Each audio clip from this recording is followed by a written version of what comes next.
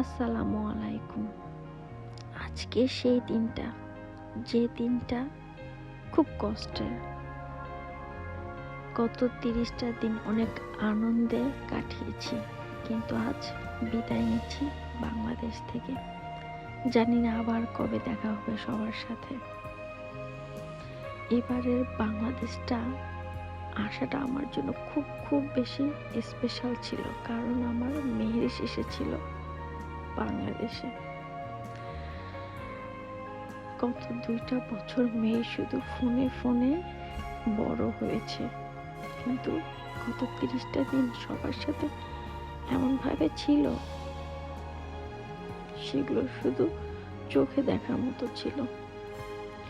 প্রথমের দিকে তো ও কারোর কোলে যায়নি, কিন্তু শেষের দিকে সবাইকে একটু ভালো করে চিনতে পারছিল, কোলে যাচ্ছিল। কিন্তু ঠিক সেই সময়ই আমাদের সময় ফুরিয়ে এসেছে। বাংলাদেশ থাকা আজ বিদায়ের পালা।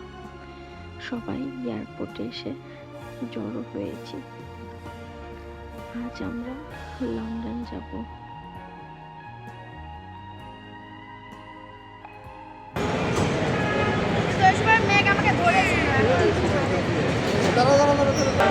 এটা হচ্ছে হাসি কান্নার জায়গা।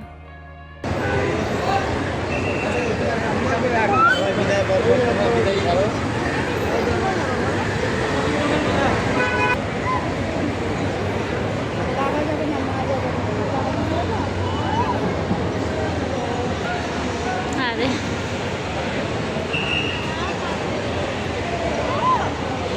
महक बोले जान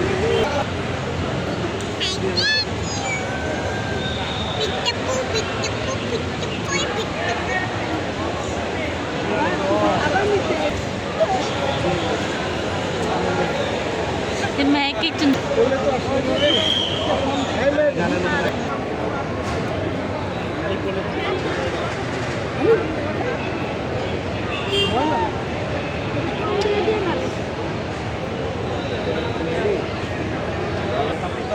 বাচ্চাদের অনেক ধমকাই না অনেক চলে যাচ্ছে বিকু আমাকে একটা পাম্পি দাও তো।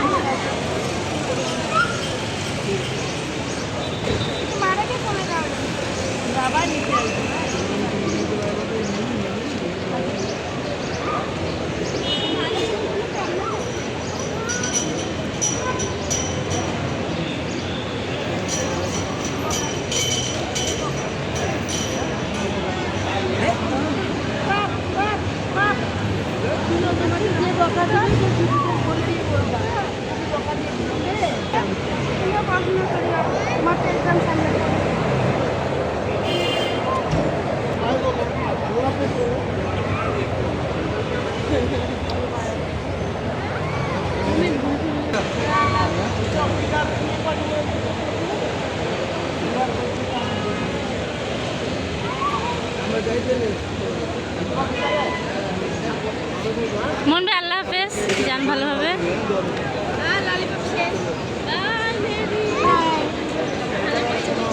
আরে কষ্ট লাগতেছে।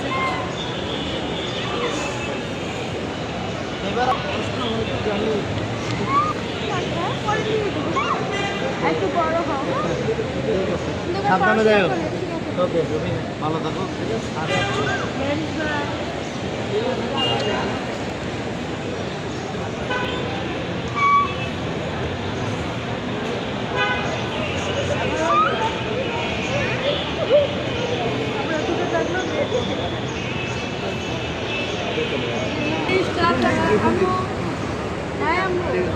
Maristata, bye bye, bye.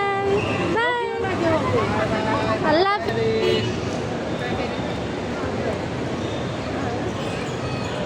Allah Hafiz.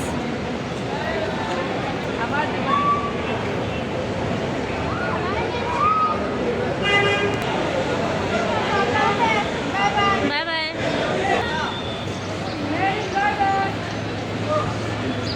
Bye bye.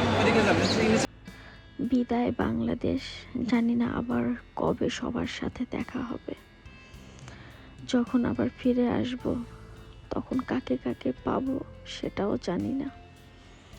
এটাই আসলে সবচেয়ে কষ্টের পার্ট যারা দেশের বাইরে থাকে। যাই হোক, সবাইকে বিদায়ের সাথে দিয়ে আমরা এয়ারপোর্টের ভিতরে ঢুকলাম। ভেবেছিলাম মেরিস অনেক কান্নাকাটি করবে, বাট আলহামদুলিল্লাহ ওর কোনো ফিলিংস ছিল না তখন। কি খাচ্ছ বাবা? সবাই কোথায় মা? সবাই কোথায় গেছে? কারণ ও কান্নাকাটি করলে ওকে রাখাটা অনেক কষ্ট হয়ে যেত। ওকে জিজ্ঞেস করছিলাম সব কিছু, কিন্তু ও বলছিল সবাই বাসায় চলে গেছে, আর মেহেরিস নাকি মেহেরিসের বাসায় যাচ্ছে প্লেনে করে।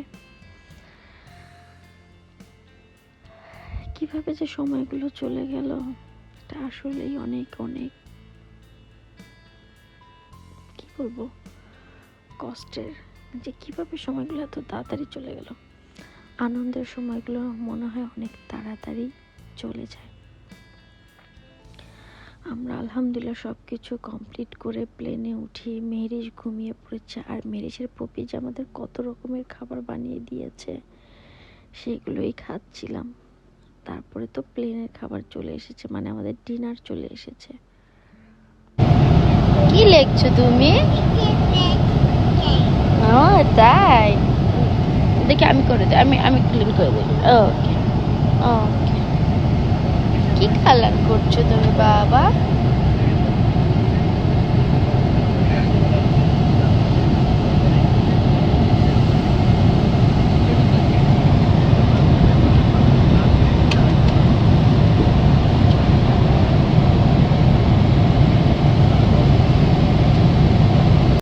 তারপর তো আমরা ডিনার শেষ করে মেহেরিস কিছুক্ষণ লেখালেখি করলো, করে টোরে আমরা আলহামদুলিল্লাহ দুবাইতে চলে এসেছি।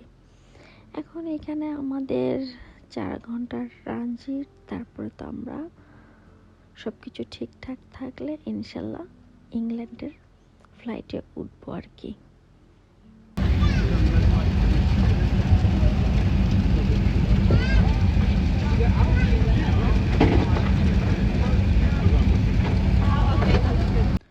তারপরে তো আমাদের ট্রানজিট শেষ করে আমরা আবার ফ্লাইটে উঠেও পড়েছি। তারপরে মেরিস প্রায় 1-1.5 ঘন্টা খেলাধুলা করেছে, দেন আবার পুরো রাত সে ঘুমিয়েছে। আলহামদুলিল্লাহ কোনো ডিস্টার্ব দেয়নি, যেটা আমার আর মেহেরিসের বাবার সবচেয়ে টেনশনের পার্ট ছিল, যে প্লেনে কি করবে। আলহামদুলিল্লাহ আলহামদুলিল্লাহ যাওয়ার সময় কোনো ঝামেলা করেনি, আসার সময় কোনো ঝামেলা হয়নি। এর সবচেয়ে বড় কারণ হচ্ছে আমাদের রাতে ফ্লাইট ছিল। যাওয়ার দিন যদিও বা দিনে ছিল, কত ঝামেলা করে বাংলাদেশ গিয়েছি। যাক, তারপরও আলহামদুলিল্লাহ ফাইনালি আমরা বাংলাদেশ যেতে পেরেছি, এবং 30 দিনের সফর শেষ করে এখন আমরা ইংল্যান্ডের মাটিতে।